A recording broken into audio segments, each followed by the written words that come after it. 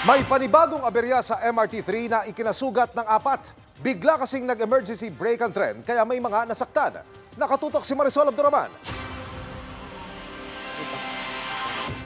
Pasa at mga sugat sa tuhod ang tinamo ni Mac Coronel nang biglang promeno ang sinasakyan niyang bagon ng MRT habang parating sa Boni Station pasado alas 9 ng umaga. Kita mong tumilapon yung tao. First bagon, nandun kami. Then, nung pagkapreno, napunta kami sa second bagon. Ganun po kalakas yung impact niya.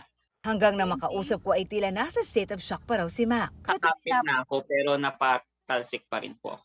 Yung mga taong nakaupo, natumba talaga like na wipe out, na traumatic siya. Parang nakasakot na ito yung sumakay ng MRT.